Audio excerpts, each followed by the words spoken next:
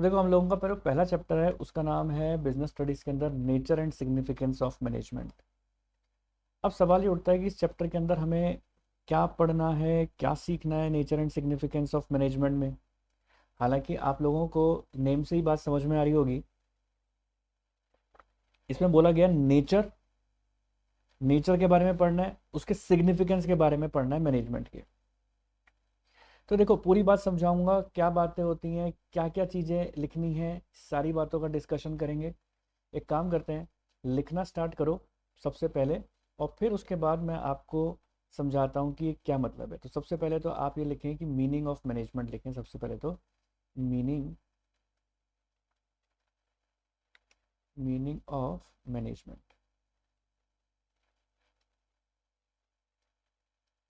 ठीक है, meaning of management में लिखें management is management management is management is a process management is process of getting things done by others, getting things done by others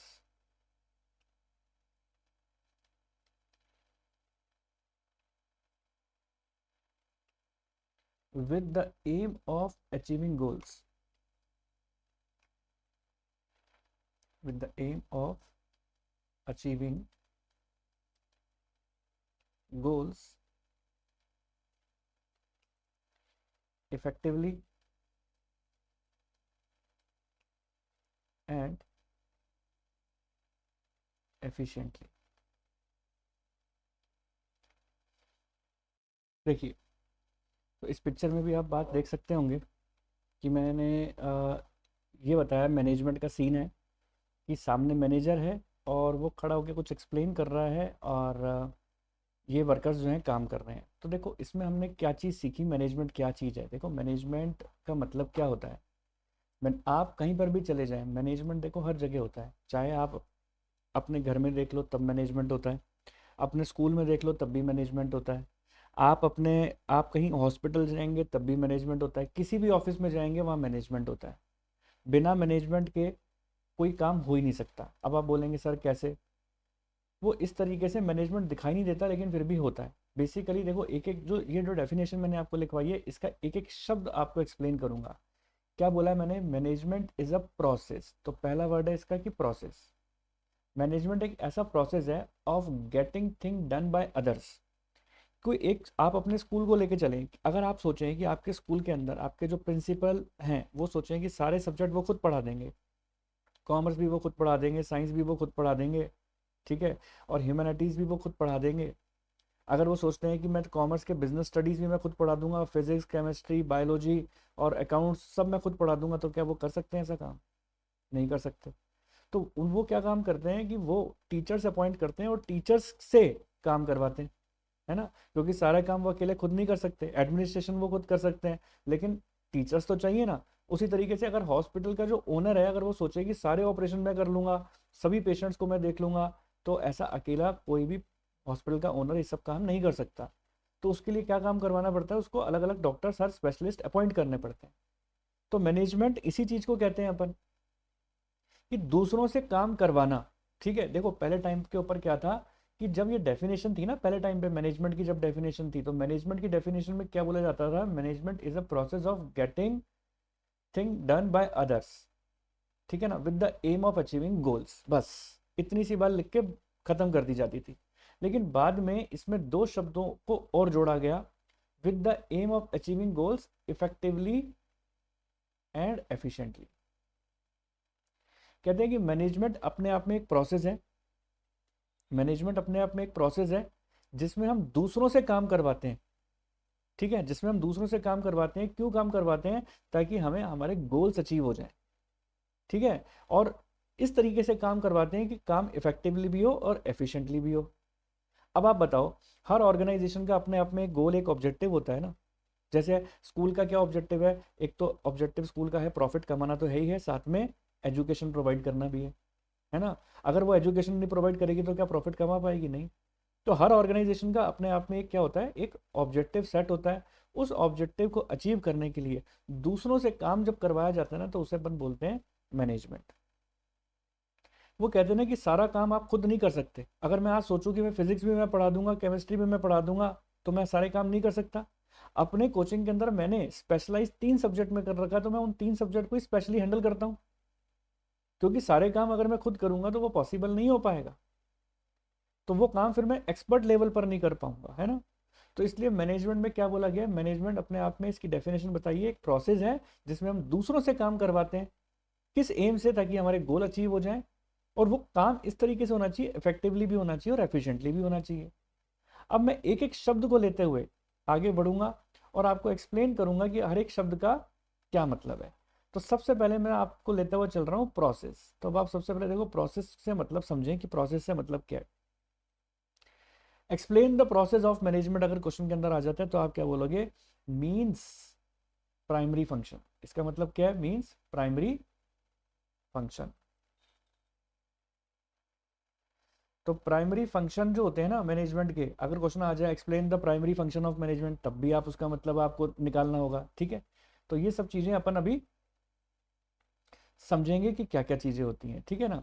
तो चलो अब मैं आपको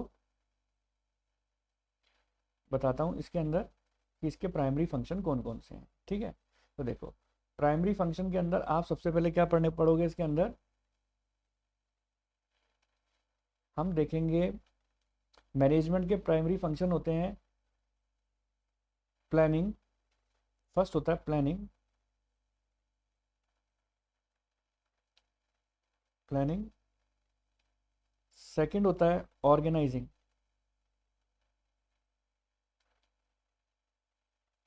प्लानिंग, ऑर्गेनाइजिंग। तीसरा है स्टाफिंग।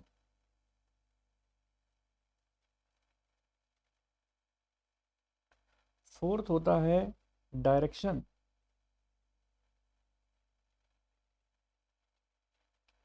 एंड फिफ्थ होता है कंट्रोलिंग। अब आप बोलोगे सर, कल को हमको क्वेश्चन के अंदर आ जाते हैं कि प्राइमरी फंक्शंस ऑफ मैनेजमेंट बताओ, तो क्या हम प्राइमरी फंक्शन ऑफ मैनेजमेंट में यही नाम लिखेंगे? मैंने कहा हाँ। सर हम ये नाम याद कैसे रहेंगे? मैंने कहा आपको सीक्रेट कोड मैं साथ साथ बताते हुए चलूंगा। जैसे इसका सीक्रेट कोड है पॉस डीसी। पॉस डीसी याद रखना, आपका और हमारी आपस की बात है ये, कि इसका सीक्रेट कोड क्या है? POS DC. पॉस डीसी का मतलब क्या है? P for planning, O for organising, planning, organising, staffing, direction and controlling, ठीक है। कोई भी मैनेजमेंट तब अच्छा मैनेजमेंट किसी भी ऑर्गेनाइजेशन के अंदर अच्छा मैनेजमेंट कब होगा? जब उसके अंदर प्लानिंग भी होगी, ऑर्गेनाइजिंग भी होगी, स्टाफिंग भी होगी, डायरेक्शन भी होगा और कंट्रोलिंग भी होगा। तो सर क्या मतलब होते हैं इन सब बातों के? मैंने कहा देखो, एक शॉर्ट समरी के अंदर मैं इन सभी बातों का मतलब एक वन वर्ड के अंदर मैं आपको जरूर समझाऊंगा। लेकिन मजे की बात यह है कि प्लानिंग के ऊपर भी आपका पूरा चैप्टर है, ऑर्गेनाइजिंग के ऊपर भी पूरा चैप्टर है, स्टाफिंग के ऊपर भी पूरा चैप्टर है, डायरेक्शन पे भी है, कंट्रोलिंग पर भी है। तो इसके बारे में अभी हम चर्चा करेंगे कि प्रोसेस ऑफ मैनेजमेंट क्या होते हैं, क्योंकि इन प्रोसेस के बगैर मैनेजमेंट होता ही नहीं है, ठीक है। तो इससे पहले मैं आप लोगों को समझाना चाहता हूं इफेक्टिवली और एफिशिएंटली का मीनिंग भी समझाना चाहता हूं। तो चलो अब हम बात करते हैं कि इफेक्टिवली का मतलब क्या है और एफिशिएंटली का मतलब क्या है। तो सबसे पहले देखो, अपन बात करते हैं इफेक्टिवली की। इफेक्टिवली, इफेक्टिवली का मतलब क्या है और एफिशिएंटली का मतलब क्या है?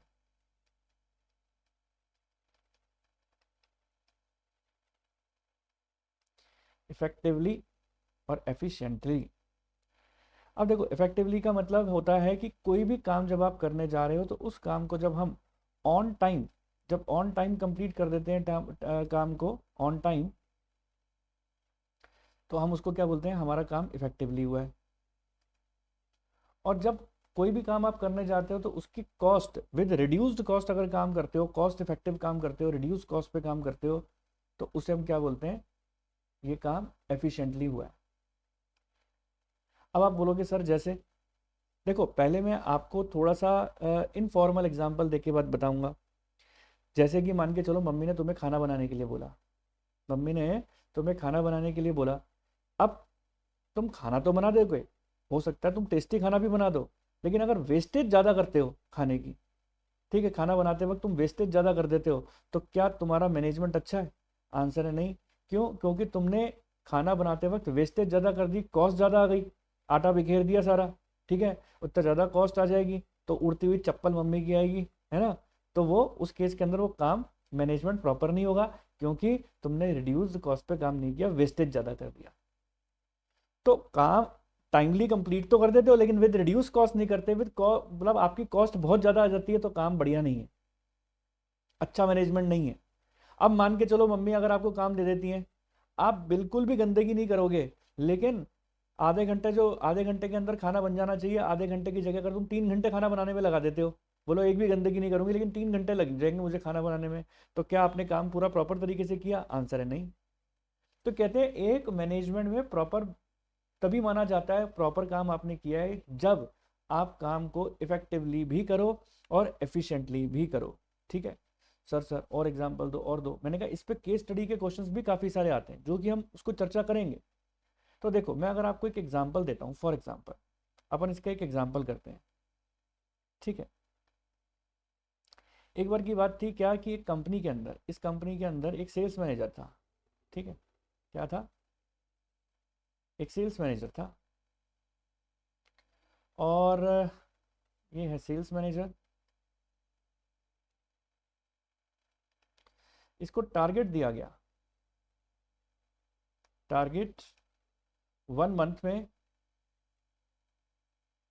सेल्स अचीव करनी है। सेल्स अचीव करनी है कितनी? 5000 यूनिट्स की। 5000 यूनिट इसको बेचनी है, सेल्स मैनेजर को एक टारगेट दे दिया गया। तो अब इसने क्या काम किया? इसने टारगेट तो अचीव किया, टारगेट तो अचीव किया इसने,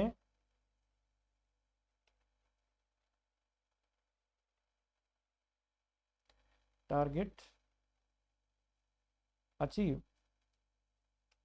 बट नॉट इन 1 मंथ,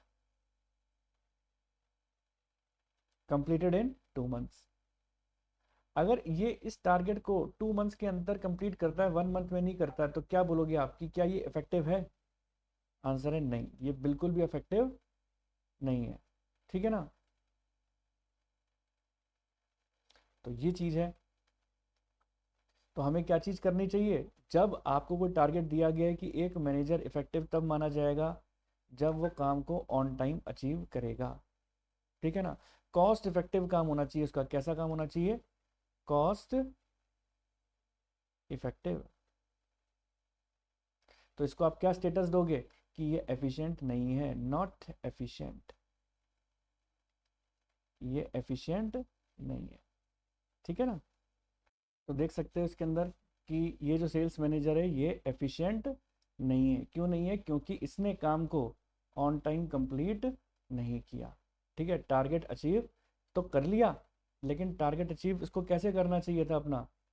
इसको अपना टारगेट अचीव करना चाहिए था विद इन 1 मंथ। तो क्या ये 1 मंथ में टारगेट अचीव कर पाया? आंसर है नहीं। तो ये एफिशिएंट कैसे होगा?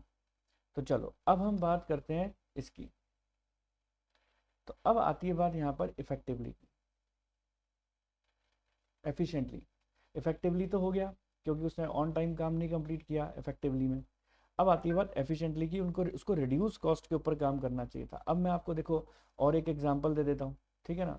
अब देखो इसकी एक, इसका ही एक अपन और पिक डाल देते हैं।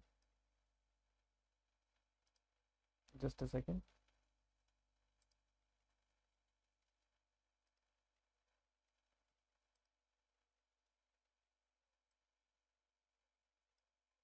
अब मान के चलो देखो, ये जैसे ये सेल्स मैनेजर है आपका, ठीक है। अब इस सेल्स मैनेजर के साथ क्या हुआ कि आपने इसको टारगेट दिया। कैसा टारगेट? कि काम कंप्लीट करना है। कितने समय में करना है वो बताता हूँ आपको। आपने सेल्स मैनेजर को टारगेट दिया,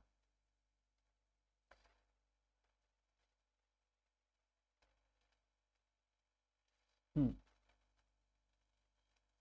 अब देखो लिखो,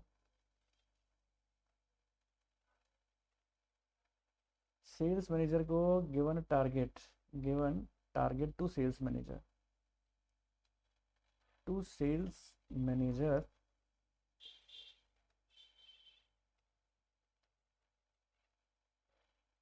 टू अचीव सेल्स यूनिट कितनी यूनिट्स अचीव करनी है, sales unit of 5000 in 1 month,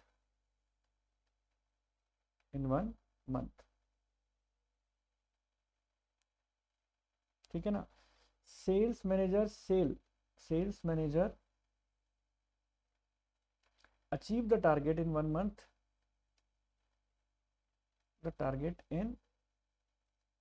month, but with high cost. अब इसने हाई कॉस्ट दी। हाई कॉस्ट कैसे इसने अचीव किया टारगेट हाई कॉस्ट से? By giving heavy discount. इसने हैवी डिस्काउंट दिया। हैवी डिस्काउंट देने पर इसकी कॉस्ट ज्यादा आ गई। हैवी डिस्काउंट देने से इसने टारगेट तो अचीव कर लिया 1 मंथ के अंदर, लेकिन इसकी कॉस्ट ज्यादा आ गई क्योंकि इसने डिस्काउंट ज्यादा दे दिया। तो अब आप एक बात बताओ, क्या आप इसको बोलोगे कि इसने रिड्यूस कॉस्ट पे काम किया? नहीं, क्योंकि उसने हैवी डिस्काउंट दिया, हाई कॉस्ट आई, तो क्या वो एफिशिएंट रहा? आंसर है नहीं। यहां पर उसने टारगेट तो अचीव कर लिया, उसको 1 मंथ का टारगेट दिया था, उसने कंप्लीट किया 2 मंथ में। क्या उसको आप एफिशिएंट बोलोगे? He is not efficient. इस केस के अंदर हम इसको बोलेंगे एफिशिएंट, नॉट इफेक्टिवली। इसको बोलेंगे कि ये एफिशिएंट है। वो वहां पर वो यहाँ पर ने गलत लिख दिया, इसको लिखो यहाँ पर नॉट इफेक्टिव लिखो, यहाँ पर एफिशिएंट की जगह नॉट इफेक्टिव था, ये नॉट इफेक्टिव, ठीक है। इसको यहाँ पर आप नॉट इफेक्टिव लिखो, और यहाँ पर क्या रहा? ये नॉट एफिशिएंट। यहाँ पर एफिशिएंट नहीं रहा। क्यों नहीं रहा? क्योंकि उसने रिड्यूस कॉस्ट पे काम नहीं किया। अब कई बच्चे मुझे बोलते हैं सर ये बात आपकी समझ में आ चुकी है हमें कि काम कैसे करना है। काम हमें करना है किस तरीके से? ऑन टाइम होना चाहिए, विद रिड्यूस कॉस्ट होना चाहिए। अगर हमारे पास कल को केस स्टडी आती है कि काम हमने इफेक्टिवली किया या एफिशिएंटली किया, तो सर यूजुअली क्या होता है, हमसे एक गलती हो जाती है। मैंने कहा क्या सर? हम गलती से लिखे आते हैं, जब क्वेश्चन के अंदर एफिशिएंटली लिखना होता है तो हम एफिशिएंटली में भूल जाते हैं कि एफिशिएंटली में ऑन टाइम था या रिड्यूस कॉस्ट था। कई बच्चे क्या काम करते हैं, गलती से एफिशिएंटली के अंदर तो लिखे आते हैं ऑन टाइम, और इफेक्टिवली में लिखे आते हैं विद रिड्यूस कॉस्ट। सर इसको कोई याद करने का तरीका है? मैंने कहा हाँ बेटा, इसको याद करने का तरीका है। सर क्या याद करने का तरीका है? मैंने कहा देखो, फोकस किसके ऊपर हो रहा है, फोकस किसके ऊपर हो रहा है, जरा गौर करो इसके ऊपर। देखो यहाँ पे, यहाँ लिखा है इफेक्टिवली, सारा फोकस टी के ऊपर है, इफेक्टिवली, तो टी फॉर टाइम। और यहां पर क्या है?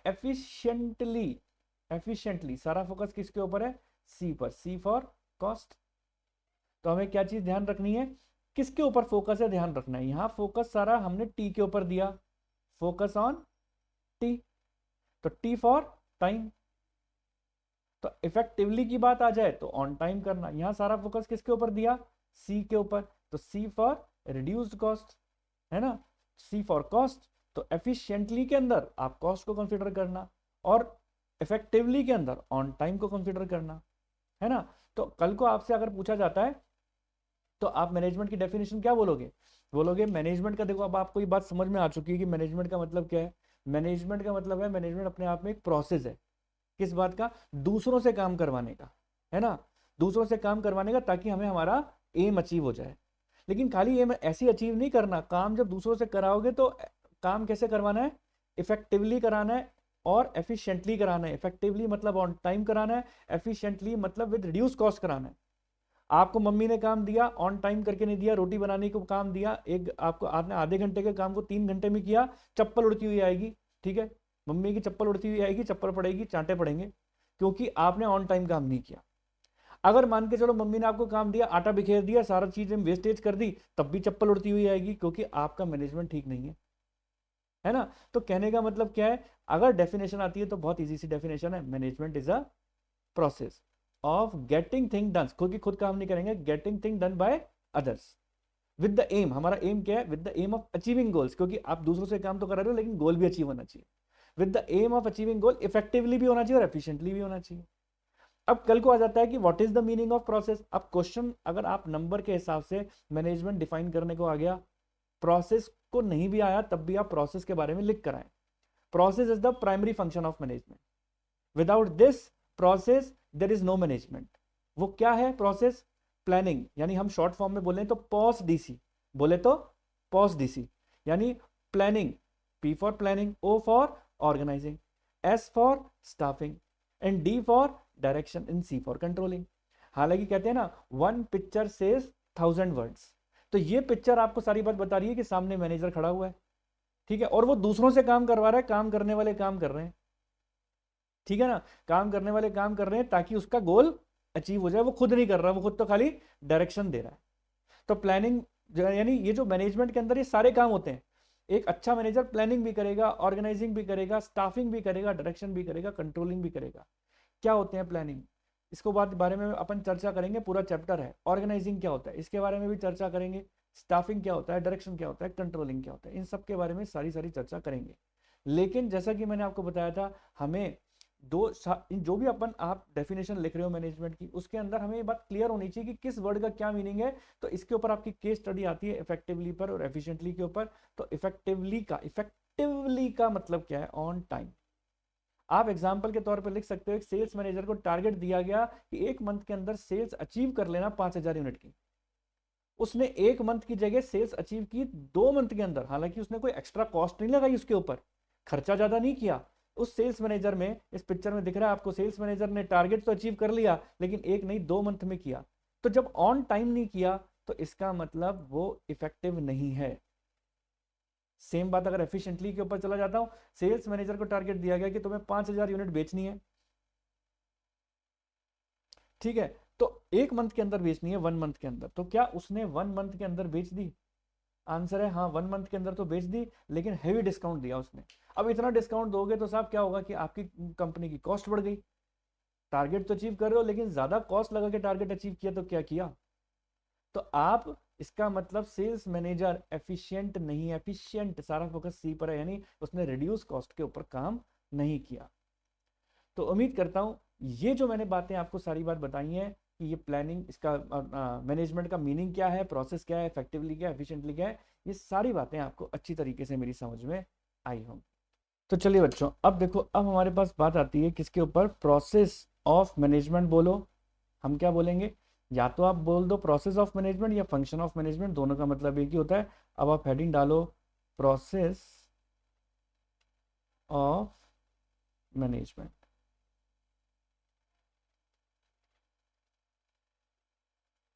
प्रोसेस ऑफ मैनेजमेंट क्वेश्चन किसी भी तरीके से पूछा जा सकता है, या फिर लिखा हुआ आ सकता है कि functions of management, functions of management, ठीक है। तो प्रोसेस ऑफ मैनेजमेंट बोलें या फंक्शंस ऑफ मैनेजमेंट बोलें, दोनों का मतलब एक ही है। तो कर दो इसको, अंडरलाइन कर दो, हाईलाइटेड कर दो इसको। और हालांकि मैंने बताया था इसके ऊपर पूरे पूरे चैप्टर हैं, लेकिन फिर भी 1 वर्ड के अंदर हम इसके बारे में पढ़ेंगे कि इसके अंदर क्या मतलब है, क्या लिखा हुआ है, ठीक है। चलिए, तो सबसे पहले हमारे पास क्या आ रहा है? सबसे पहले हमारे पास आ रहा है किसके बारे में? प्लानिंग के बारे में, ठीक है। तो सबसे पहले मैं आप लोगों को लिख पाऊंगा प्लानिंग। पहला वर्ड है हमारा प्लानिंग। क्या चीज़ होती है प्लानिंग? देखो, अगर मैं, एक सेकेंड, PLA प्लानिंग की स्पेलिंग गलत हो गया, सही कर दो इसको। PLANNING, है ना। क्या मतलब है प्लानिंग से? प्लानिंग से मतलब है, देखो, अगर आपको मैं ऑर्गेनाइजेशन का एग्जांपल नहीं दूं तो आप ऐसा सोचो कि जब हम प्लान करते हैं किसी भी चीज़ का, अगर आप जर्नी करने भी जा रहे हैं, ठीक है, आप कहीं ट्रैवल करने जा रहे हैं, कहीं जर्नी करने जा रहे हैं, कहीं आपका पिकनिक है, किसी भी तरीके की आपका कहीं बाहर जाना है, तो सबसे पहले अपन क्या सोचते हैं कि अच्छा चलो ठीक है, आउटिंग करनी है, अब कहाँ जाना है अपन को। फॉर एग्जाम्पल, चलो ठीक है, गोवा घूम कर आते हैं। अब गोवा जाना है, कैसे जाना है? बाय बस जाना है, बाय ट्रेन जाना है, बाय प्लेन जाना है, या फिर विद ओन कार जाना है। आपके पास कई सारे चॉइसेस होते हैं, है ना। तो हम उसमें बेस्ट चॉइस ढूंढने की कोशिश करते हैं, ठीक है। अगर आपको फास्टेस्ट मोड पर जाना है तो ऑब्वियसली बात है प्लेन पकड़ोगे। अगर आपके पास कॉस्ट का कंसिडरेशन है, आपको लगता है कि नहीं मेरे हम लेट हो जाएं चाहे कोई दिक्कत नहीं है लेकिन पैसे ज़्यादा नहीं लगने चाहिए, फिर आप ट्रेन पकड़ोगे, है ना। अगर आप बहुत ज़्यादा कंफर्टेबिलिटी देख रहे हो कि भाई बीच बीच में रुक रुक के जाना है तो आप अपनी कार को देखोगे। तो कहने का मतलब क्या है कि हम क्या चीज़ देखते हैं, हम अपने हिसाब से देखते हैं कि हमारे लिए बेस्ट क्या है। ठीक है, हम अपने लिए बेस्ट देखने की कोशिश करते हैं जो हमें सूटेबल हो। तो ये चीज़ है इसके अंदर। अब आती है देखो बात यहाँ पर, प्लानिंग का मतलब यही है कि आप कहाँ हैं और कहाँ पहुँचना चाहते हैं, वो प्लानिंग कहती है। तो इसकी डेफिनेशन अपन लिखेंगे, लेकिन उससे पहले मैं आप लोगों को एक बात और बता दूं कि भाई प्लानिंग के अंदर उसके बाद देखो, अगर आपको जैसे मैंने एग्जांपल दिया कि गोवा के लिए अगर आपको जाना है तो आपने ये सोचा कि हमें जाना कैसे है, पहले से प्लान कर लिया, फिर उसकी हम टिकट बुक करा लेते हैं। टिकट बुक कराई है अभी अपन ने, क्यों कराई है, ताकि ऑन टाइम हमें वहां पर जब जाना पड़ेगा, जैसे फॉर एग्जांपल 10 दिन बाद जाना है या 15 दिन बाद जाना है, उसके लिए पहले से प्लान करके रखते हैं कि हाँ जी टिकट बुक करा लेंगे, इसी जगह होटल में इस जगह रहेंगे, फिर 3 दिन यहाँ रहने के बाद फिर अपन यहाँ चले जाएंगे, फिर यहाँ चले जाएंगे, एक पहले से पूरा प्लान करके रखते हैं। तो ये तो था आउट ऑफ ऑर्गेनाइजेशन का एग्जांपल। अब आप ऑर्गेनाइजेशन के पॉइंट ऑफ व्यू से बात करें तो आप ऑर्गेनाइजेशन के अंदर भी पहले से ही टारगेट अचीव करके रखते हैं कि इस साल हमने इतना प्रॉफिट कमाया था तो इस साल हमें इस टारगेट के ऊपर जाना है। हमने चाहे हमें डिस्काउंट देना पड़े, चाहे कूपन कोड देने पड़े, चाहे प्रोमो कोड देना पड़े, लेकिन हम अपने सेल्स को इंक्रीज करेंगे, आपको प्रॉफिट को इंक्रीज करेंगे। हर ऑर्गेनाइजेशन के अपने अपने एक ऑब्जेक्टिव होते हैं, उसका पहले से प्लान करके रखते हैं कि कंपटीटर से कैसे फेस करना है, हमने कंपटीटर को कैसे फेस करना है, सेल्स टारगेट कैसे बनाना है हमने अपने प्रॉफिट को इंक्रीज कैसे करना है। तो वो सारी चीज़ें पहले से ही हम डिसाइड करके रखते हैं। अब मैं देखो आपको एक पिक दिखाता हूँ, उस पिक के अंदर आप ये देखेंगे कि प्लानिंग की थी। आपने एक मूवी देखी होगी बाहुबली मूवी, है ना, और बाहुबली मूवी के अंदर भी एक प्लानिंग की गई थी, वो मैं आपको बताता हूँ कैसे। ठीक है, वो देखो मैं आपको बताता हूँ कैसे प्लानिंग की गई थी। मैं पिक निकालता हूँ, है ना, ये देखो, ये एक मूवी के अंदर का सीन दिखाता हूँ आपको, मैं पिक दिखाता हूँ उसकी। उसके अंदर आप क्या देखेंगे कि वहाँ पर भी एक प्लानिंग की गई थी, और उसमें उसमें बाहुबली ने के ऊपर, अगर आपने वो मूवी देखी हो तो आपको ये बात पता होगी कि जो कालका नाम का कालिका नाम का था एक कोई उसमें था, उसने आक्रमण कर दिया था इसके ऊपर, है ना। तो उसने इसने इसकी जो मदर थी बाहुबली की माँ, उसने अपनी सारी सेना के साथ मिलके एक प्लानिंग की थी। आपको इस पिक्चर के अंदर दिखाई दे रहा होगा, एक प्लानिंग की थी कि हमारी सेना कहाँ से जाएगी, किधर से जाएगी, है, और कहाँ से उसको क्या कहते हैं हम रोकेंगे। तो वो सारी चीज़ें थी इसके ऊपर। हालांकि मैं आपको एक क्लिपिंग भी दिखा दूंगा ताकि आपको एक समझ में आ जाए कि प्लानिंग क्या चीज़ होती है, कि हम पहले से एडवांस में इस चीज़ को डिसाइड कर लेते हैं कि हमें करना क्या है। यानी आज हम कहाँ हैं और हम कहाँ पहुंचना चाहते हैं। ठीक है, आज हम कहाँ हैं और कहाँ पहुंचना चाहते हैं, ये इस दो चीज़ों के बीच का जो गैप होता है ना उसको फिल करता है। तो हम क्या लिख सकते हैं इसके बारे में इस तरीके से, हम अगर मैं आपको एक लाइन में इसको डिफाइन करने को बोलूं तो आप ऐसा लिख सकते हैं, planning planning bridges the gap, planning bridges the gap between where we are and where we want to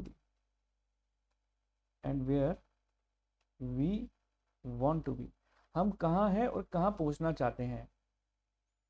ठीक है, where we are and where we want to be. और अगर मैं इसको एक लाइन के अंदर एक्सप्लेन करूं तो हम इसको इन्वर्टेड कॉमा में लिख सकते हैं ना, थिंकिंग इन एडवांस को हम क्या बोलते हैं, प्लानिंग।